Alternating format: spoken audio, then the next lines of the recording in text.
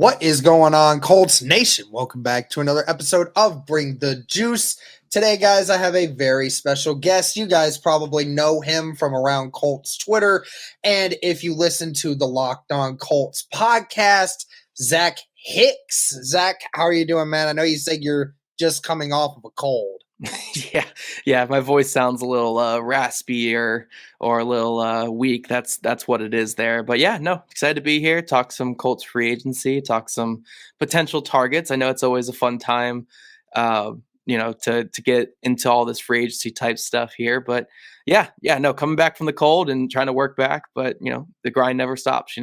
There you go. Before we get into actual free agency, I am going to ask you a draft question just because it's all Colts Nation can talk about right now, and it's about Marvin Harrison Jr. We'll just have some fun to start this out. What would you be willing to give up if you're Indianapolis to go and get Marvin Harrison if somehow he falls a couple spots? What would you be willing to give up to get him? I mean, what's your definition of a couple spots? Because I'm assuming we're thinking. Let's assume he makes it to like out of the top 4. Let's just say that somehow. I mean, look, him falling out of the top 4 or 5 would be a major upset at this point. Like, I do think him and Malik Neighbors are the top 2 players in this draft, 2 receivers. They're going to be probably top 5 picks, both of them, both just phenomenal players. But it's a really interesting debate when it comes down to the Marvin Harrison Jr. thing. So let's say he falls to like 6 or 7, whatever it is. Like, he's not going to unless a major injury pops up. But let's just say he falls to 6 or 7. What do you move up for a receiver nowadays? And I know Marvin Harrison Jr. is a special receiver. He's a different type of receiver. He's not the type of receiver that we typically see. A guy with his size, his speed, his athleticism, his production. Obviously, the bloodlines to Indy. I know that's another thing that people are going crazy about. But I think trading up when it comes to receivers nowadays is market inefficiency. Because if you're looking at the last couple draft classes, I mean, look how many receivers are being pumped out into this league that are not even just like good players. We're talking like the stars of football, and it's not even first round picks every single time. I mean, Puka Nacua had 1,400 yards, was second team all pro, and he was a day 3 pick this year. And I'm not saying that everyone can find a Puka Nacua, but you got Nico Collins there with Houston, who did a similar thing. I mean, the Colts' number 1 wide receiver, Michael Pittman Jr., was found in the second round. The Chiefs had a 1,000-yard rookie receiver in Rashee Rice, who was a second-round pick. Like, we are seeing with the rise of 7-on-7 babies and with these receivers playing wide receiver since the time they're like 5 years old and really honing into their craft at such a young age, we're seeing drafts being littered with just so many good receivers. There were like 8 receivers in this class that had like over 700 yards receiving as rookies. Josh Downs being one of them. Josh Downs for the Colts being a good one. So trading up and trading a ton of resources for one guy is seems like a market inefficiency, and that's where I struggle with the Marvin Harrison Jr. thing. But if the Colts did it, I'm not going to complain. Like, if you're giving up an extra first and some other day 2 picks is probably what it would cost to get up there and go get them, I'm not going to complain because you could have your next AJ Green or Julio Jones type receiver. But personally, I would lean on the side of not moving up for him just because we're seeing this market explosion of receivers right now, and moving up for one, albeit it could be the best one, like this could be a game-changing difference maker. It feels like every draft has like 6 of these guys now, though. Like, not Marvin Harrison Jr., but like has like 6 difference makers. So it's like, just keep taking your shots and eventually you're going to hit one.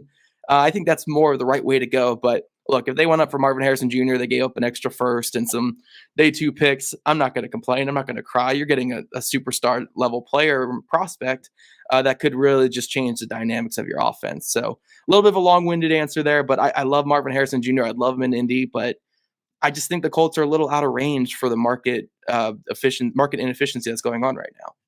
Yeah, I mean, we talked about, I know I saw the Zaire Franklin podcast video this morning talking about how anything that's not bolted down in the city of Indianapolis would get sent to whatever team is needed. I talked about that earlier. I said that would be the one player that you could trade anything for it, and Colts Nation just would not care, could just simply Yeah. because it's Marvin Harrison Jr. Right. But let's go ahead, hop into free agency here. That's more important as of this moment.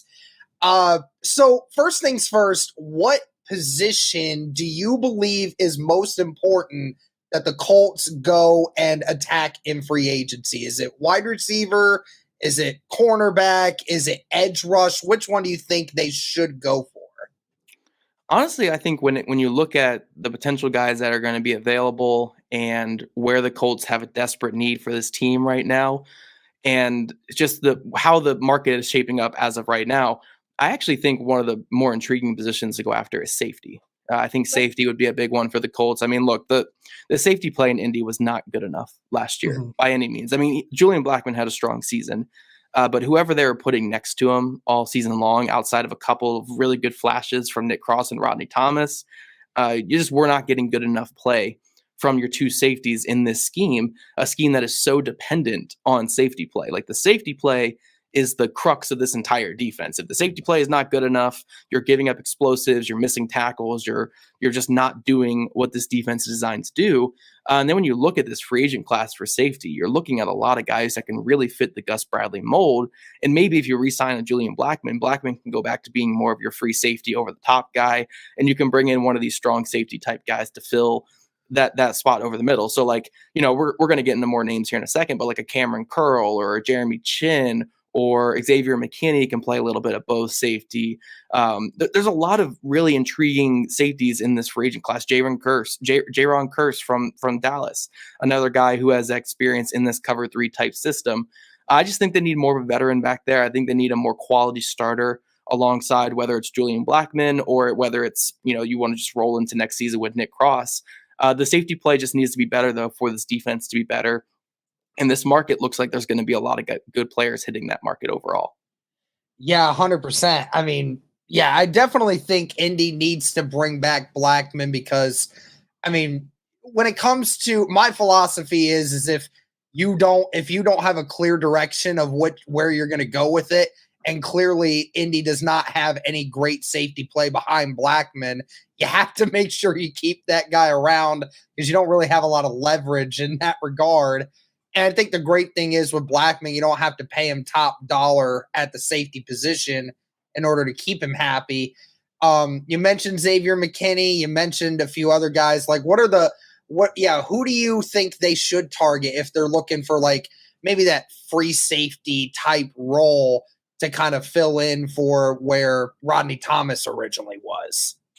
Yeah, free safety is tough because there's not typically you're not going to have many good free safeties hitting the market when it comes to free agency. Chris Ballard had a great quote in his end of the season presser the other day, where look, if a guy's hitting free agency, there's typically a reason why they're hitting free agency. This is why you typically don't see like young premier edge rushers hitting. This is why you typically don't see young top tier free safeties hitting outside of an occasional Jesse Bates hitting the market. So like, I'm sure people will look at the free agent market and be like, oh God, Winfield's going to hit the market. Let's go get him. He's not hitting the market. Like Antoine Winfield's not hitting the market. He's an all pro this season. He's not going to hit the market. But I think if you want a guy who can maybe not just be like a pure free safety, maybe more rotational guy who can come down in the box, also go over the top. Geno Stone makes sense from the Ravens. I mean, he might hit just because they're already paying a free safety top dollar there with Marcus Williams there in Baltimore. Stone had 7 picks this year for the Ravens. Really, really good player. Xavier McKinney is another one where if you want to go more top dollar for safety, he can play a little bit of both free and strong. And then maybe if you want to put Julian Blackmon back at free safety, a guy who is rangy and capable of doing that, then you could pay a little extra for a Kyle Duggar or pay a little extra for a Cam Curl, or go a little bit more of the hometown discount, like more because he's from the area, and go for like a Jeremy Chin and put him back at strong safety. I think there's a lot of different routes that can go with safety here, which is great. You want to have options, and that's perfect for a guy like Chris Ballard, who is kind of frugal when it comes to free agency. He's not gonna, he's not just gonna throw all the cash he has at one free agent and just call it a day. He's going to be frugal. He's going to find the Samson Ebukams and the Danico Autry types and make his moves there. I think that's a perfect free agent class for a Chris Ballard, is looking at one of these safeties and say, okay, who pairs with our scheme best, who comes from this system in their background, and who can fit our defense. And yeah, I think there's a couple guys that strong safety or free safety they could grab in this class.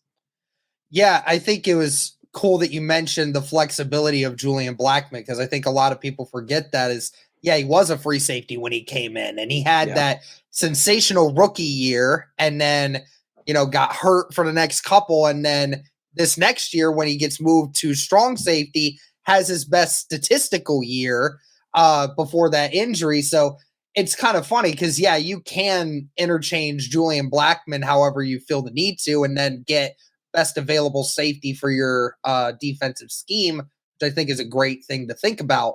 You mentioned some of the guys that won't be hitting free agency because they're probably going to get deals.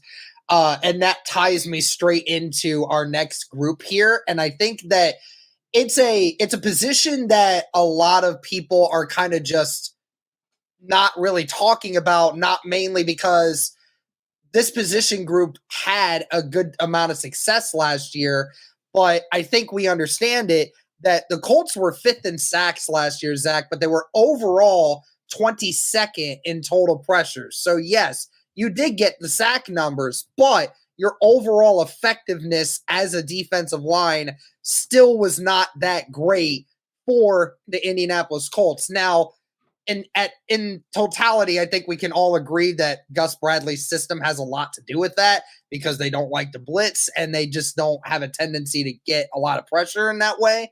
But that means if you're going to just stick with that 4-man front doing that, clearly this 4-man front is not being extremely effective. So I think you need to try to find that next great edge rusher that can help change the game for you. And like you said, that is very hard to come by. There's really only a few names that I think that could hit free agency that actually could do that for you. And I'm guessing at least 2 of the 3 names that I'm thinking of are most likely going to get a deal before they even hit free agency. But that's Brian Burns, Danielle Hunter, and Josh Allen. Do you think that there is any way that Indy could, I mean, maybe not end up seeing them in free agency, but could initiate a trade to get any of these guys? Or do you think that that's just not going to be a Chris Ballard thing that we see? Yeah, so I mean, plenty of things I want to touch on here actually with this topic. It's really interesting to me. When it comes to the pressure rate, obviously you mentioned Gus Bradley's defense being part of that. I think another aspect of that is just overall the style of defense they had to play to accommodate the inexperience in the secondary, and maybe the not great coverage at linebacker as well, where they had to sit back. They had to rely on their ability to come up and make tackles, and rely on quarterbacks wanting to be too aggressive and pushing the ball down the field when the Colts are going to allow things in the flat. So what we saw with this Colts defensive line is they ranked 5th overall in pass rush win rate according to ESPN's metrics. Now, I'm not the biggest fan of ESPN's win rate metric, but I do think they paint a general picture. So 5th might be a little too high, honestly, and stuff like that. But I do think it paints a better picture than just raw pressure numbers of being 22nd, because there were a lot of situations where you'll see Dio Dangbo throwing his guy to the ground, or DeForest Buckner. I mean, DeForest Buckner was winning every single pass rush rep for the whole second half of the season. I mean, he was unblockable the second half of the season, but you would see him toss the guy to the ground, and the quarterback would find the running back in the flat, or they'd throw it to a screen, or something like that. So it's like, I think this defensive line was more productive than what the pressure rate numbers showed. Maybe not as productive as the sack rates numbers show, but I do think there was a healthy medium where I would say this is probably somewhere in the 10 to 12 range of most productive pass rushing fronts in the NFL. And I think you can win with that. Now, don't get me wrong. Pass rushers, I would love to add more pass rushers. You can never have too many pass rushers, whether that's another defensive lineman, like interior defensive lineman, whether that's an edge rusher. But I think an interesting part of the conversation when it comes to adding that elite guy, that over-the-top guy, that just, that Max Crosby type, that TJ Watt type, is they never hit the market. They will never hit the market. I mean, even the guys you mentioned, Josh Allen is as close as you're going to get to that top tier level, because he's a near all pro type guy, really good player. But there's no chance the Colts can trade for him because it's a divisional rival. He's going to get tagged at worst. So he's going to stay in Jacksonville. Brian Burns, I mean, the Panthers turned down multiple firsts for him last year. I doubt he's going anywhere unless you're trading multiple firsts plus more for him. And then Danielle Hunter is the only one that has a chance, I think, at being, an actual free agent because he can't be tagged due to a contract provision. But he's going to have so many suitors. And one thing I found really interesting looking at free agent edge rushers the last couple seasons is I have never seen a position rate with so much big money poured into it that misses almost every single time. Like Chandler Jones, Von Miller, big contracts.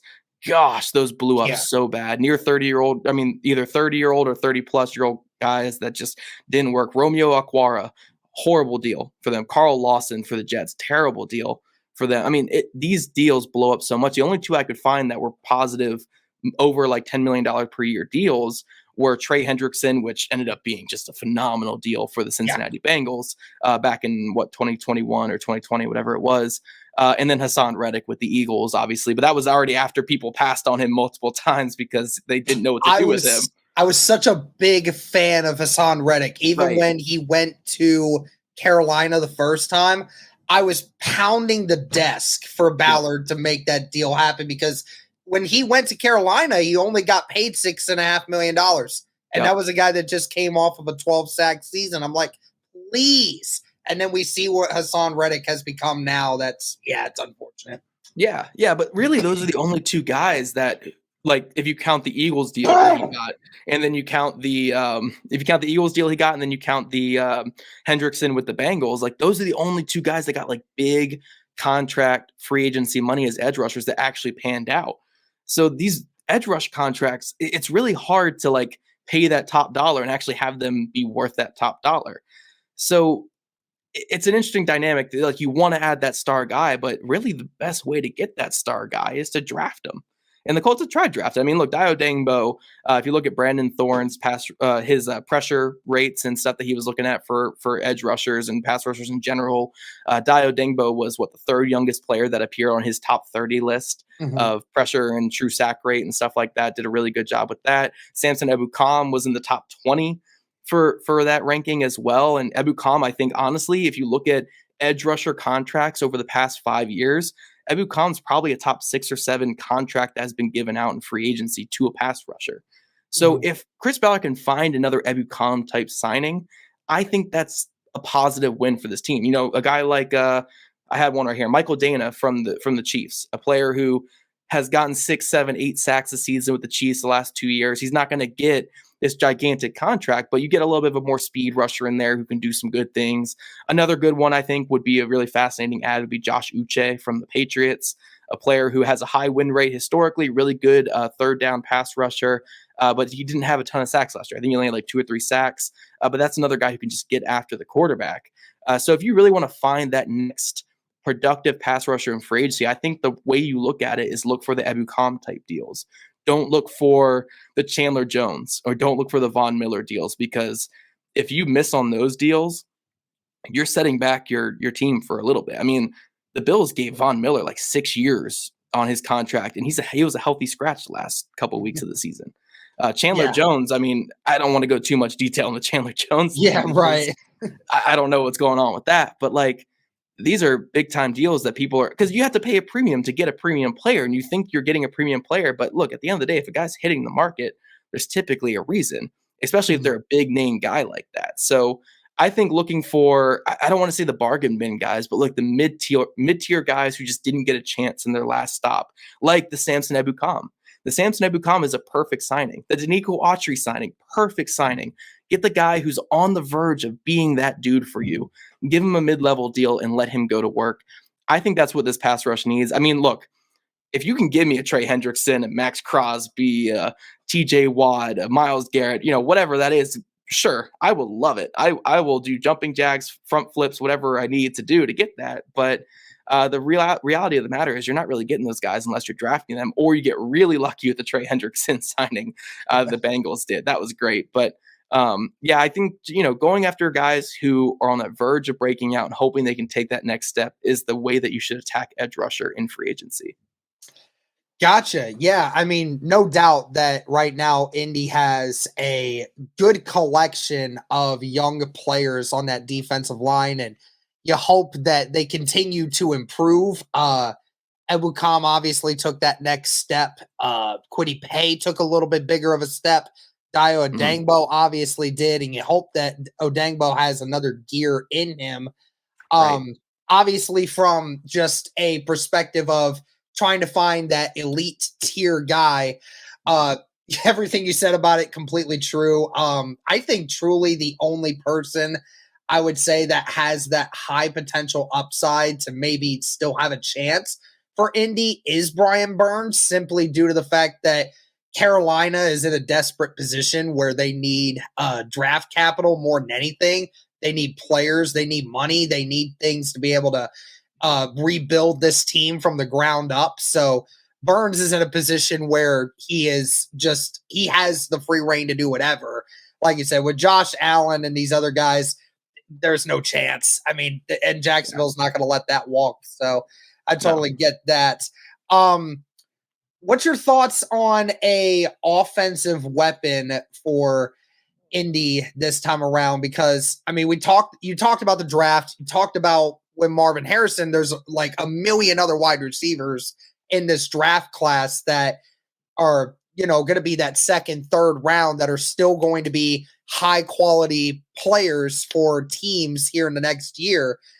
Is there any weapons out there right now in free agency that interest you with Shane Steichen in this offense? Yeah, honestly, it can kind of tie this conversation back into our Marvin Harrison Jr. one. Is I'm staunchly opposed to paying any real dollar to a free agent wide receiver nowadays. Mhm.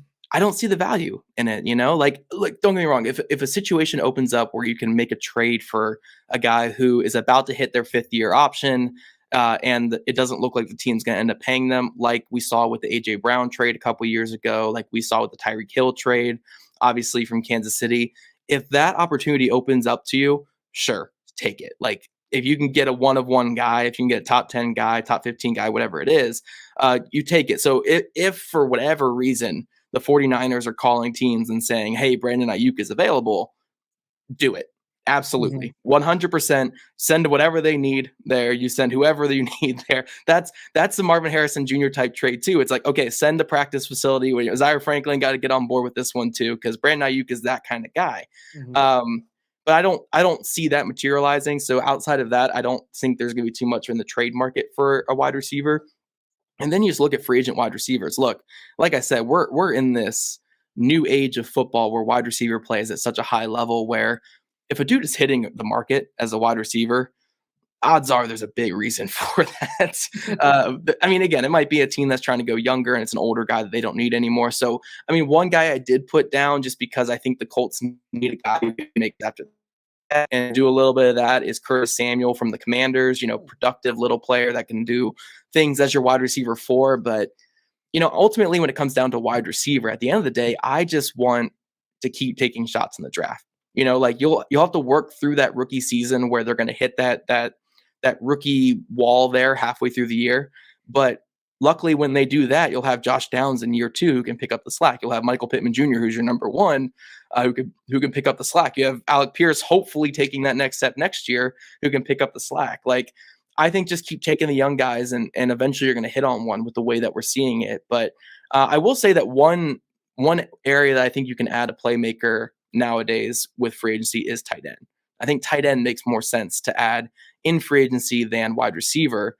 I don't know if you had any tight ends down that you liked, but I personally look at tight end more as like okay, tight ends are more ready to play if I sign them than rookie tight ends. Rookie tight ends take a little bit. So Mhm. I look more at tight end than I look at receiver when it comes to free agency. Yeah, I mean, and no doubt about it. And when it comes to the tight end room right now, it's a little bit weird for Indy because Yeah. Jelani had those chronic lower body issues. We don't know how that's going to work out going into 2024, although we hope he is going to be okay. Uh, Mo Cox, I have a feeling is going to end up being on his way out, at least not from maybe still on the team, but from an offensive production standpoint, probably not going to be there anymore. Uh, Will Mallory still is a young guy, and Kylan Granson kind of gets thrown a mix in the mold every once in a while. So, there's still that opportunity.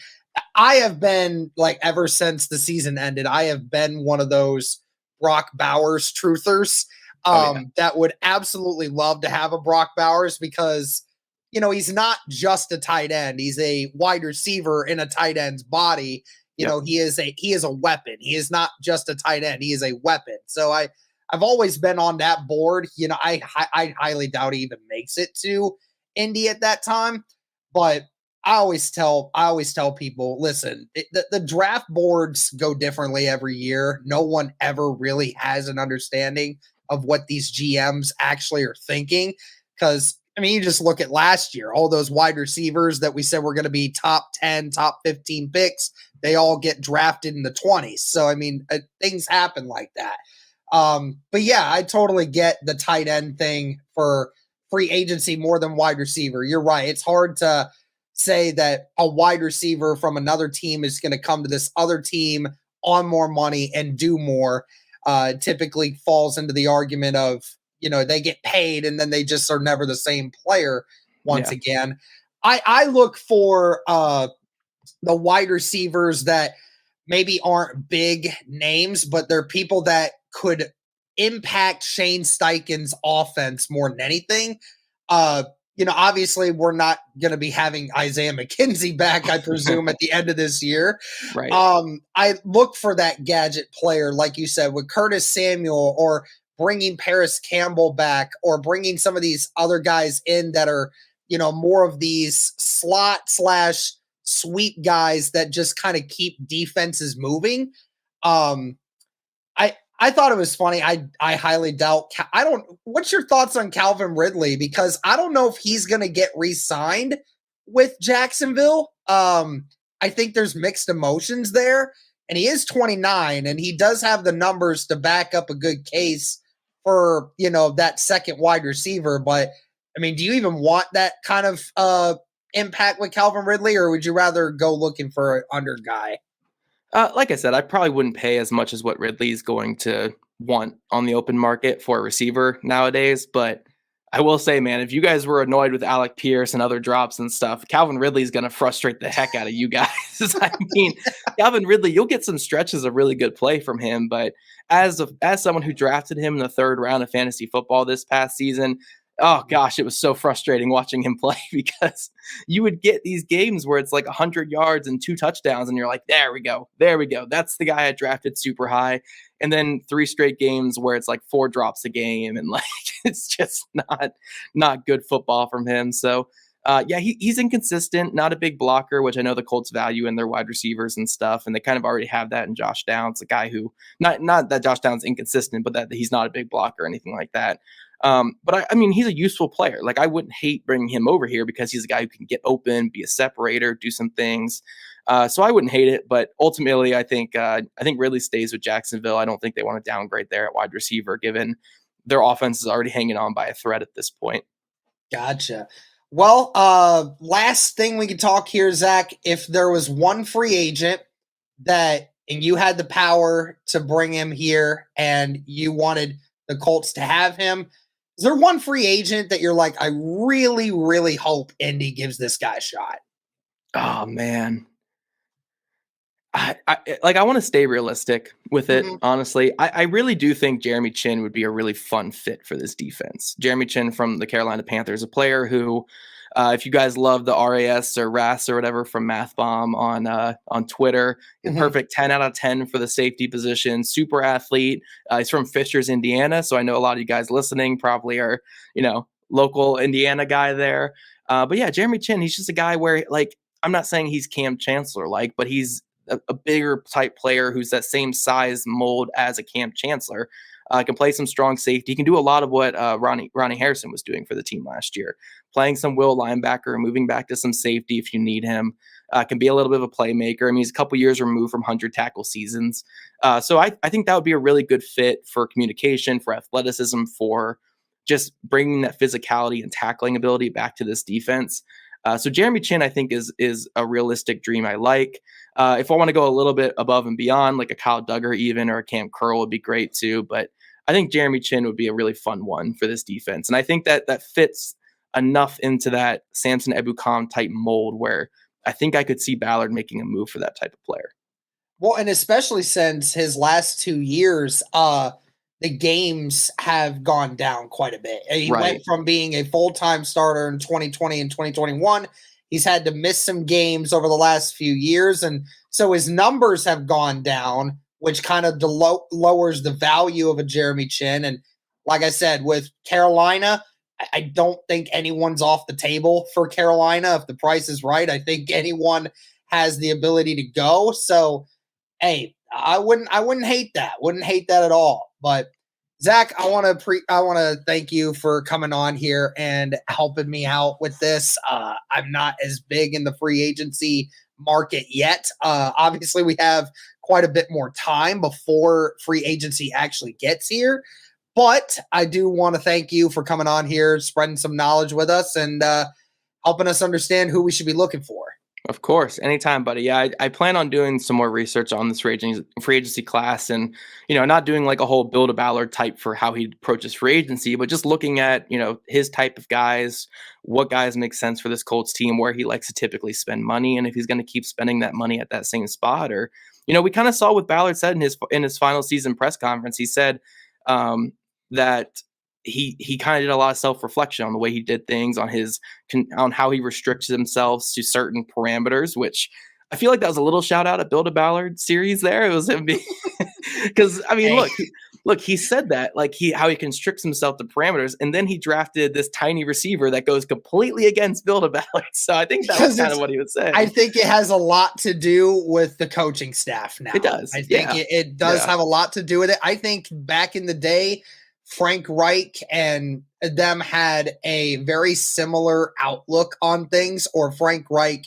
didn't want to put his input as much into these decisions. But I think, Ballard said Shane Steichen and him, they have honest conversations. They open up about a lot of things. And regardless of whether or not they agree, Shane Steichen is not afraid to speak his mind about it. And if he thinks there's a wide receiver that goes against the mold of a Ballard prototype, which obviously is warranted because we see it all the time, then that makes a lot of sense that Shane Steichen has some input there. Yeah. No, but I think it'd be fun. I'm excited to see what this free agency looks like. If it's something that's similar to last year where we got a couple of pretty good mid-level signings, or if it's similar to a couple years before where just retain all your own guys and then chill out, the rest of free agency. But it'll be fun. It'll be fun to see what this team does and how they plan to build around Anthony Richardson this offseason.